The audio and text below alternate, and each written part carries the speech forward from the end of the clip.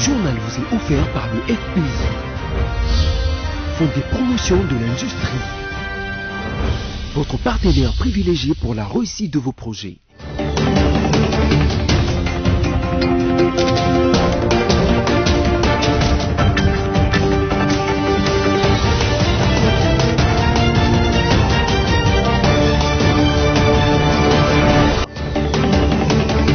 Bienvenue à tous à ce nouveau numéro du journal. En voici l'essentiel de titres. Et en séjourné à Kinshasa, Recep Tayyip Erdogan, le chef d'État turc, a eu un tête-à-tête avec son homologue de la République démocratique du Congo, Félix Antoine Tshisekedi Tshilombo, au Palais de la Nation, avant de regagner ce lundi son pays. Après avoir trouvé un compromis pour la levée de la grève dans les universités et instituts supérieurs du pays, sur le terrain, les cours n'ont toujours pas repris. C'est un ouf de soulagement pour les Kinois qui attendent avec impatience les retraits définitifs de la taxe sur les registres des appareils mobiles RAM. Ils ont réagi au micro de votre rédaction ce lundi. Encore une fois de plus, bienvenue à tous. Recep Tayyip Erdogan, président de la République turque, arrivé dimanche 20 février à Kinshasa, après un accueil à l'aéroport international de Njili par une délégation de membres du gouvernement conduite par le vice-premier ministre, ministre des Affaires étrangères. Recep Tayyip Erdogan a eu un tête-à-tête avec son homologue de la RDC, Félix Antoine Tshisekedi Tshilombo, au Palais de la Nation. Retour en image. Entre Kinshasa et Ankara, c'est la vieille amitié qui reprend vie avec vigueur. 4 mois après la tenue du sommet Turquie-Afrique, la République démocratique du Congo a déroulé le tapis rouge au président de la République de Turquie, Recep Tayyip Erdogan, au Palais de la Nation. Au bout du tapis, c'est son homologue Félix Antoine Tshisekedi Tshilombo qui le reçoit et le conduit devant les troupes pour les honneurs militaires. À l'occasion de votre visite officielle en République démocratique du Congo, je vous invite à passer les troupes en revue.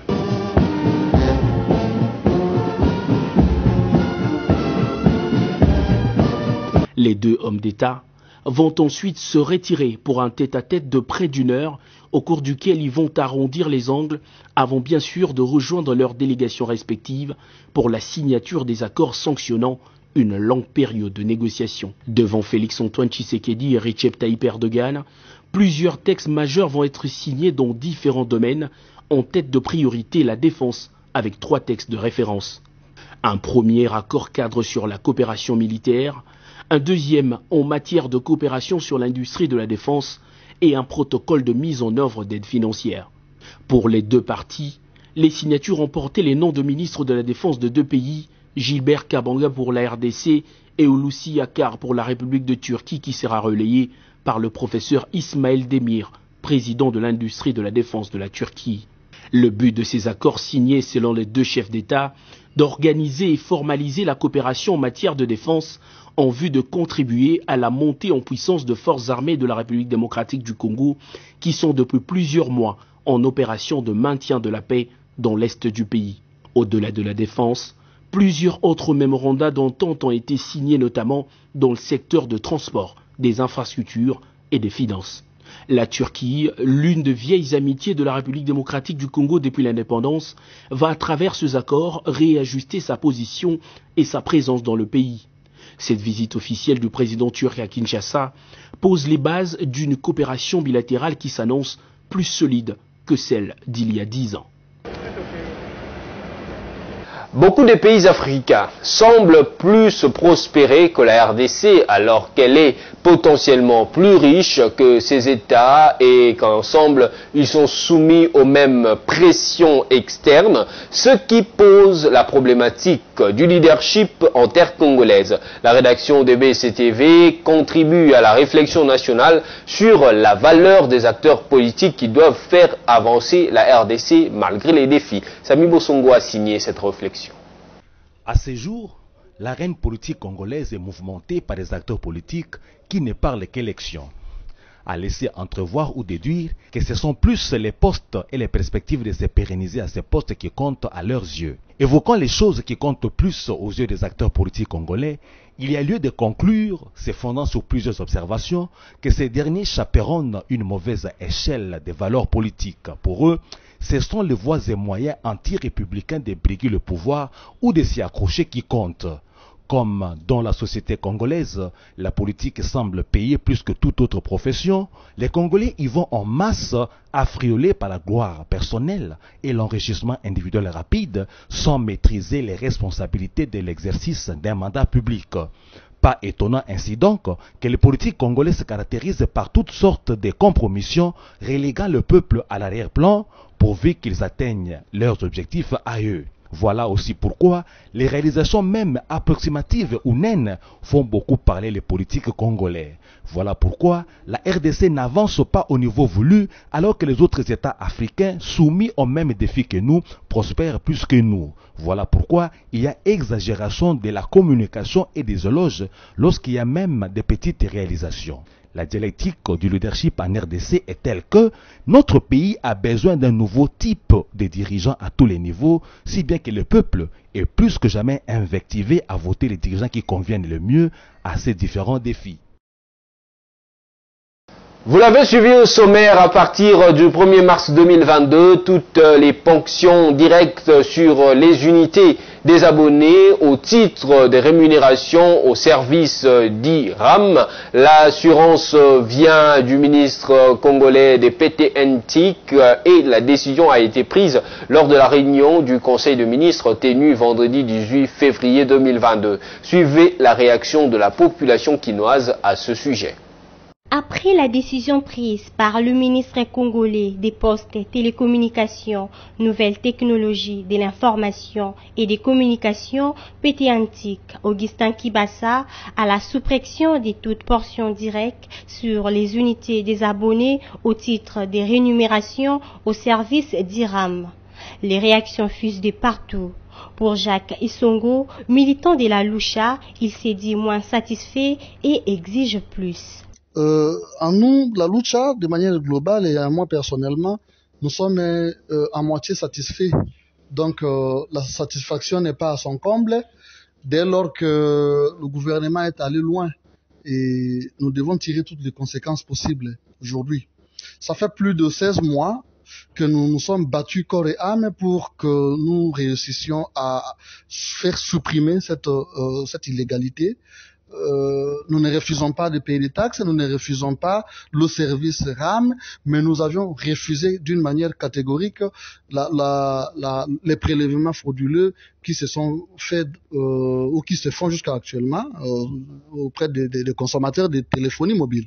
Pour les communs des Congolais, la satisfaction est manifestée. Je suis très content puisque cela avait limité mes appels. Donc, j'ai été condamné à ne plus mettre des unités, à ne passer que par l'achat des minutes. Donc, mon téléphone était en quelque sorte limité, condamné. Il ne vivait pas pleinement. Maintenant qu'on a annoncé qu'on va fermer, qu'on va suspendre, c'est une très bonne chose. Notez que, dès le 1er mars, cette décision entrera en vigueur, annonce faite lors de la réunion des conseils de ministres tenus le vendredi 18 février. D'après un constat fait ce lundi 21 février 2022 à l'Institut supérieur de commerce IEC Gombe, les professeurs des universités publiques de la ville de Kinshasa n'ont toujours pas levé leur grève telle que annoncée après un compromis trouvé entre les enseignants et les gouvernements de la République. Sophia Zaorati et Abel Kassongo ont fait les constats. Prévu depuis le lundi 14 février 2022, la suspension de la grève des enseignants au niveau de l'enseignement supérieur et universitaire ne se réalise toujours pas. Ce lundi 21 février 2022, l'équipe de la rédaction de BC Télévision en a fait les constats à l'Institut supérieur des commerces IEC Gombe dans la ville de Kinshasa. La grève des professeurs n'a pas pris fin malgré l'annonce des syndicalistes la semaine passée. Jusque-là, les compromis n'ont pas toujours été trouvés selon les professeurs de l'IEC Gombe. Pour rappel, le 5 janvier 2022, les professeurs des instituts supérieurs et universitaires avaient déclenché leur mouvement de grève. Ils réclament l'amélioration de leurs conditions sociales. Dans le reste de l'actualité, Augustin Matata Pogno a dénoncé dimanche 20 février la privation de sa liberté des circulants RDC. Il a réagi sous les ondes de la radio Okapi après avoir été interdit la veille de quitter Kinshasa par l'aéroport de Njili alors qu'il voulait se rendre à Lubumbashi pour enterrer sa jeune sœur. L'ancien Premier ministre dit ne pas comprendre cette décision qui lui a été communiquée par le service de l'immigration. On l'écoute. Je suis arrivé à l'aéroport avec mon épouse parce que je devais aller enterrer ma jeune sœur, celle qui vient juste après moi. Il m'a été dit par le chef de section aéroport de la direction générale des migrations que M. Matata, vous n'êtes pas autorisé à voyager. Je lui ai posé la question, qui m'interdit de voyager. Il dit c'est une décision qui vient d'en haut. Je suis étonné parce qu'il n'y a aucune raison qui peut m'empêcher de voyager aujourd'hui parce que la Cour constitutionnelle a rendu un arrêt qui indique l'incompétence de la Cour constitutionnelle à pouvoir juger un ancien Premier ministre que je suis. Les décisions de la Cour constitutionnelle sont exécutoires immédiatement et s'imposent à tout le monde dès la présidence de la République aux citoyens le plus petit. Mes immunités, je les ai. Je ne les ai pas du fait de M. Matata, je les ai du fait de la Constitution de la République. Je suis prisonnier politique dans mon propre pays et pendant ce temps, on chante l'état de droit. L'état de droit, on le voit dans le concret, dans la protection des libertés des individus, dans la mise en œuvre des droits des individus. Et puis des voix s'élèvent pour soutenir les efforts de paix menés par le gouverneur militaire de l'Ituri, le lieutenant-général Luboyan Kashama Johnny, dans cette province. C'est le cas pour la Ligue des jeunes de l'Union pour la démocratie et le progrès social UDPS Tshisekedi Tshilombo en Ituri, qui appelle à l'unité du peuple iturien, gage pour une paix durable.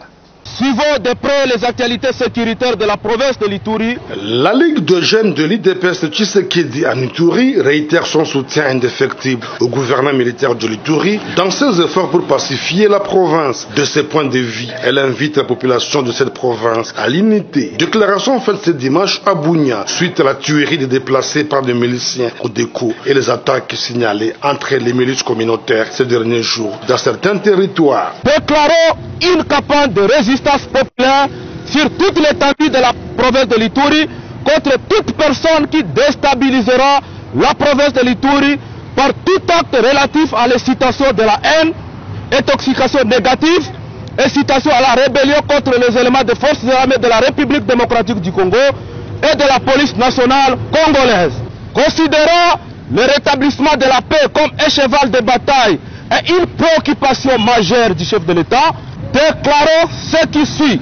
La continuité sans interruption de l'état de siège jusqu'au jour où les circonstances qui l'ont motivé disparaîtront à conformité du discours tenu à la 76e Assemblée générale de l'ONU par le chef de l'État Félix Antoine Tshisekedi Tshilombo. Par la même occasion, la jeunesse de l'IDPS Ituri demande aux groupes armés encore actifs en Ituri de revenir au bon sens en libérant les membres de Task Force demain de la Codeco. Demandons aux groupes armés Codeco de relâcher sans condition les membres de la coordination de Task Force détenus illégalement, pourtant envoyés par le chef de l'État pour sensibiliser différents groupes armés pour le retour effectif de la paix et la cohésion pacifique en Ituri. À ce stade, tous les efforts sont déployés par le gouvernement congolais au travers les services de défense et de sécurité pour restaurer la paix en Ituri sous le commandement du lieutenant-général Luboya Kashama Johnny. Le 21 février, la journée internationale de la langue maternelle instaurée par l'UNESCO pour permettre notamment d'attirer l'attention de tout un chacun en faveur de la diversité linguistique. La RDC et plusieurs pays célèbrent cette journée. Reportage. 21 février, la République démocratique du Congo célèbre la journée internationale de la langue maternelle. Cette journée par l'Organisation des Nations Unies pour l'éducation, la science et la culture UNESCO. Cet organisme onusien a accompli sa vision de la Convention pour la protection du patrimoine en 1972. La langue maternelle est le premier moyen de traduire le vrai sens du monde et de faciliter sa compréhension par l'enfant. Elle lui permet de bien connaître son identité dès le bas âge. Cette journée est célébrée chaque année en date du 21 février pour, entre autres, honorer les langues maternelles de nos patries et de promouvoir la diversité linguistique. En dehors de nos frontières, la reine Elisabeth II a été testée positive au Covid-19, a annoncé dimanche Buckingham Palace. Elle souffre de symptômes légers. Actuellement, elle est en isolement au château de Windsor. Reportage avec nos confrères d'Euronews. La reine Elisabeth II positive au Covid-19. Le palais de Buckingham a annoncé la nouvelle en milieu de journée ce dimanche, tout en précisant que la souveraine ne présente que de légers symptômes comparables à ceux d'un rhume. Ces derniers jours, les infections au coronavirus se sont multipliées dans l'entourage de la reine. Celle qui vient de fêter ses 70 ans de règne avait rencontré le 8 février son fils, le prince Charles, 2 jours avant qu'il ne soit lui-même testé positif. 4 jours plus tard, le 14 février, c'était au tour de Camilla, l'épouse de Charles. À 95 ans, l'état de santé de la reine-mère fait l'objet de toutes les attentions depuis qu'elle a passé une nuit à l'hôpital à l'automne pour des examens préliminaires dont la nature n'a depuis jamais été précisée. Dans les jours à venir, selon Buckingham, elle devrait se ménager et mener, je cite, des tâches légères, un ton qui se veut rassurant alors que la souveraine avait récemment repris ses activités publiques. Le 29 mars prochain, une cérémonie est prévue à la mémoire du prince Philippe, son époux décédé l'an dernier. Revenons en République démocratique du Congo et cette fois-ci on parle sport dans le cadre de la deuxième journée de la phase de groupe de l'édition 2021-2022 de la Coupe de la Confédération de la CAF. Le tout-puissant Mazembe Anglebert a courbé les chines devant le club égyptien d'Al Masry dimanche 20 février à Alexandrie. Score du match, 2-0. Samy Bosongo nous en dit plus. Deuxième journée de la phase de groupe plutôt lugubre et morose pour les seuls représentants congolais à la Coupe de Confédération de la CAF. Le tout-puissant Mazembe qui a été battu 2-0 à Alexandrie en Égypte par le club local d'Al Masry. Après une première mi-temps stérile en marque, les buts ont été inscrits à la seconde période. Le premier à la 59e minute par Yassine Ahmed et le deuxième à la 67e minute par Yes Zenassi. Il faut noter que le tout-puissant Mazembe a joué avec 70% de jeunes et sans ces 2 cadres à la charnière centrale de la défense, Kevin Mondeko et Kabaso Chongo, retenus à l'infirmerie. Dans le groupe C, où est casé le tout-puissant Mazembe, les duels Coton Sport du Cameroun et AS Otoyo du Congo-Brazzaville aura lieu ce mercredi au stade de Martyrs de la Pentecôte à Kinshasa. Avant cette rencontre, Al Masry occupe la tête du groupe avec 4 points et le tout-puissant Mazembe deuxième avec 3 unités. C'est le 27 février que le match de la 3e journée tout-puissant Mazembe Coton Sport sera organisé à Lubumbashi au stade tout-puissant Mazembe de la commune de Kamalondo. Restons toujours dans le sport en roi, cette fois-ci pour vous dire que fin dimanche 20 février au stade de Martyrs de la Pentecôte du premier tournoi interscolaire panafricain de football avec le sacre de la RDC chez les garçons et celui du Maroc chez les filles. Gianni Infantino, président de la Fédération internationale de football association, Patrice Motsepe, président de la Confédération africaine de football, ont participé à ce qu'on peut déjà appeler la Coupe d'Afrique de Nations des élèves. Encore une fois de plus, Samy Bosongo pour le commentaire. 2 jours ont suffi pour que le tout premier tournoi interscolaire panafricain de football, débuté vendredi dernier au stade de Martyrs de la Pentecôte de Kinshasa, ferme ses rideaux dimanche 20 février en présence du président de la Fédération internationale de football association Gianni Infantino et du président de la Confédération africaine de football Patrice Motsepe. 2 catégories de football ont été retenues, féminin et masculin, et 6 équipes venues des 6 nations africaines pour chaque catégorie ont compéti lors des duels de la phase finale qui a été précédée par des éliminatoires dans chaque pays participant. Chez les garçons, de par son représentant, la team de l'Institut Horizon de Bukavu, la RDC a soulevé le trophée. Chez les demoiselles, les Marocaines ont été les plus fortes. Les Congolais ont battu les Sénégalais 3-1 en finale après s'être débarrassés des Marocains en demi-finale. Les Marocaines, elles, ont fait payer les genoux aux Sud-Africaines qu'elles ont battues par 1-0. Au chapitre des récompenses individuelles, individuel, sachez que le Maroc a raflé les trophées mis en jeu, excepté le trophée du meilleur joueur remporté par le Congolais Badia Mwabo Eli et celui de la meilleure buteuse, revenu à la béninoise Pierrette Chicblot.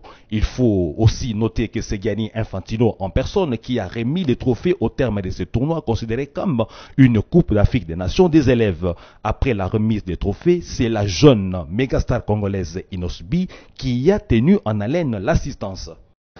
Voilà, mesdames, messieurs, ne nous quittez pas, la revue de presse.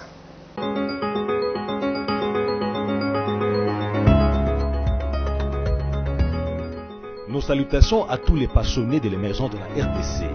Notre randonnée à travers les médias en ligne de ce lundi 21 février part du site infodroithumain.net qui a accordé la parole à Adolphe Muzito, l'ex-premier ministre sous Joseph Kabila, qui est présenté comme le géniteur de la taxe RAM.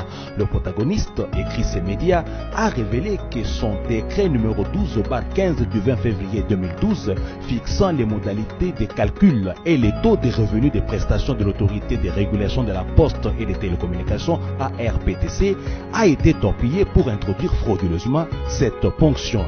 Adolphe Muzito, détaille ce site, dit avoir créé dans son décret de 2012 un revenu sur les prestations que les sociétés de télécommunications devraient payer à l'ARPTC pour les services leur rendus et non un impôt tel que prélevé à ces jours. La Constitution en vigueur, l'éditorial du forum des As.net, revient sur certaines interrogations et préoccupations en rapport avec la Constitution congolaise qui a totalisé 16 ans le 18 février 2022. On y lit notamment que vaut une loi fondamentale qui consacre la séparation des pouvoirs exactement comme l'avait théorisé Montesquieu si les gouvernants foulent au pied l'esprit et la lettre de l'esprit des lois. Comment ne pas craindre la dérive présidentialiste du pouvoir quand on relève que les autres pouvoirs classiques jouent un rôle confidentiel ou quand ils n'apparaissent pas comme les appendices d'une autre institution? Terminons notre périple médiatique de ce jour à radiocapi.net où l'on a trouvé le titre « Processus électoral. L'UNANA s'oppose à la mutualisation de l'identification des électeurs et le recensement ». Le site onusien renseigne quant à ce que le 6 février 2022, le vice-premier ministre, ministre de l'Intérieur, Sécurité et Affaires coutumières, a soumis au Conseil des ministres 3 projets de décrets pour délibération dont l'un portait sur l'organisation de la mutualisation des activités opérationnelles dans le cadre de l'identification et de l'enrôlement des électeurs, de l'identification de la population et du recensement en général de la population et de l'habitat. Pour Willy Michiki, au cours d'une matinée politique dimanche 20 février à la Tchangou, cette initiative viole l'indépendance de la CENI et risque de retarder des élections de 2023. Merci pour votre fidélité à la télé du groupe BSC.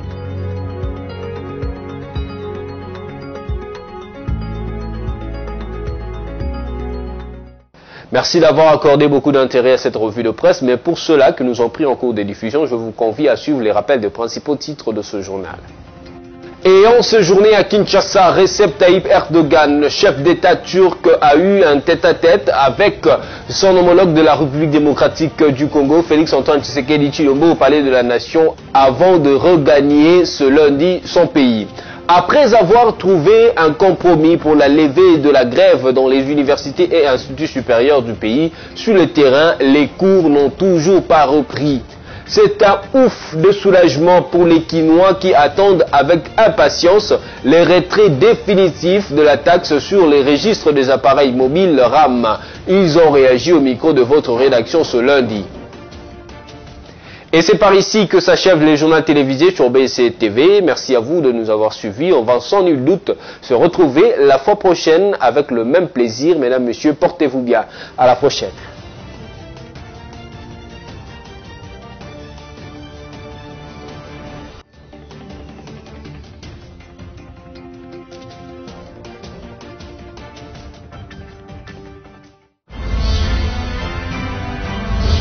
Ce journal vous a été offert par le FPI, Fonds des promotions de l'industrie, votre partenaire privilégié pour la réussite de vos projets.